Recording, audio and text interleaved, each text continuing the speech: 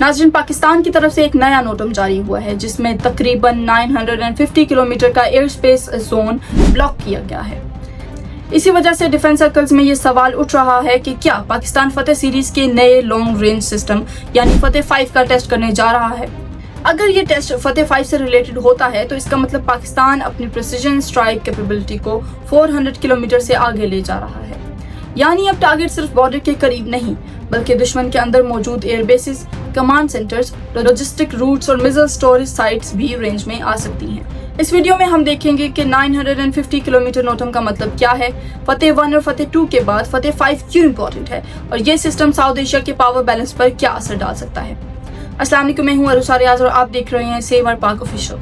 नाजरीन, गुज़श्ता कुछ सालों के दौरान पाकिस्तान की डिफेंस स्ट्रेटजी के अंदर एक बहुत बड़ी और वाज़ेह तब्दीली देखने को मिली है।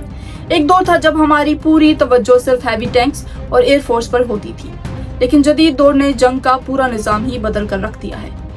हालिया यूक्रेन क्राइसिस ने पूरी दुनिया को ये सबक सिखाया है कि लंबे फासले से किए जाने वाले बिल्कुल एक्यूरेट और निशाने पर बैठने वाले हमले ही असल में जंग का फैसला कर सकते हैं। यही वजह है कि इस वक्त दुनिया की बड़ी अफवाज स्पेशलाइज्ड रॉकेट फोर्सेस और डीप प्रिसीजन स्ट्राइक सिस्टम्स पर अरबों डॉलर इन्वेस्ट कर रहे हैं। पाकिस्तान ने भी इस ट्रेंड को पिक किया और अपनी फतेह सीरीज का आगाज किया। शुरुआत में फतेह 1 और फतेह 2 को पाकिस्तानी आर्टिलरी की रेंज और एक्यूरेसी बढ़ाने के लिए लाया गया था। अवेलेबल डेटा के मुताबिक फतेह 1 तकरीबन 140 से 150 किलोमीटर तक वार कर सकता है, जबकि फतेह 2 की रेंज तकरीबन 400 किलोमीटर तक पहुंचती है। लेकिन यहाँ सवाल ये है कि इन दो सिस्टम्स के होते हुए फतेह 5 की नए सिरे से क्या जरूरत पेश आई। इस सवाल का जवाब हमें मॉडर्न वॉरफेयर के प्रिंसिपल्स में मिलता है।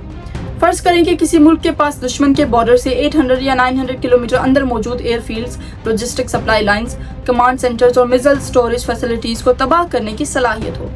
ऐसी सूरत हाल में दुश्मन फोर्स सिर्फ बॉर्डर पर अपनी फौज खड़ी नहीं कर सकती, बल्कि उसे अपने मुल्क के अंदरूनी हिस्सों की हिफाजत के लिए भी अपने रिसोर्सेज को डिवाइड करना पड़ता है। इस स्ट्रेटेजिक एडवांटेज को मिलिट्री टर्मिनोलॉजी में डीप स्ट्राइक कहा जाता है। यही वो बेसिक पॉइंट है जिसकी वजह से 950 किलोमीटर वाले नोटम ने आलमी सतह पर सबको हैरान किया है। अब यहाँ आम लोगों को समझने के लिए ये जानना जरूरी है कि नोटम आखिर होता क्या है। यह दरअसल फजाई हुदूद के हवाले से एक सरकारी वार्निंग होती है।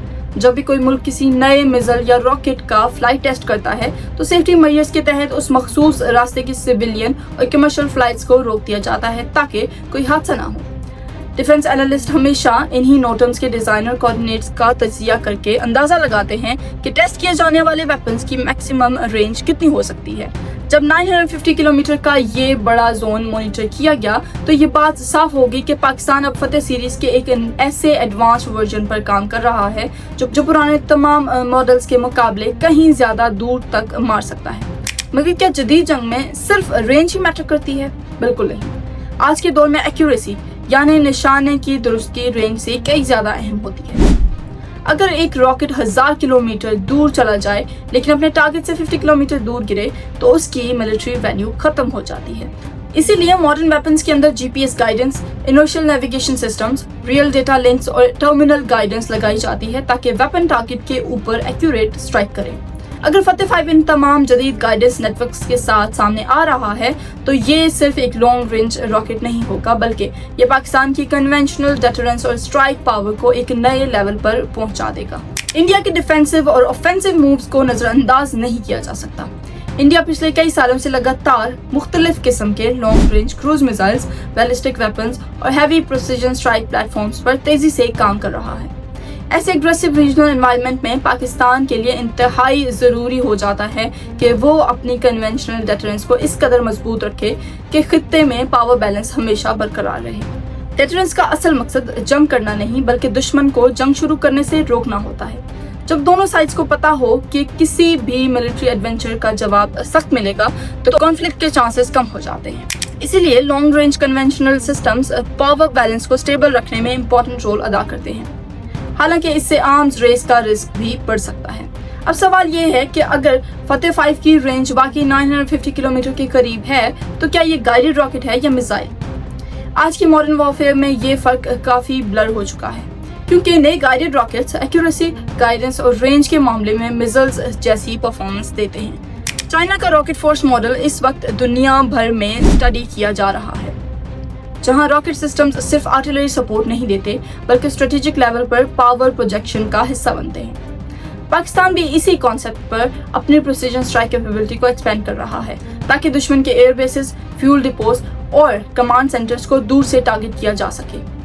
इस तरह के सिस्टम्स कम कॉस्ट में वो प्रेशर क्रिएट करते हैं जो पहले सिर्फ एक्सपेंसिव एयरफोर्स मिशन से पॉसिबल होता था। इस टेस्ट की टाइमिंग भी इम्पोर्टेंट है क्योंकि पाकिस्तान इस वक्त रीजनल चैलेंजेस का सामना कर रहा है। अगर फतेह 5 वाकई 950 किलोमीटर रेंज के साथ सामने आता है तो ये पाकिस्तान की सेल्फ रिलायंस और लॉन्ग रेंज स्ट्राइक कैपेबिलिटी का स्ट्रॉन्ग सिग्नल होगा।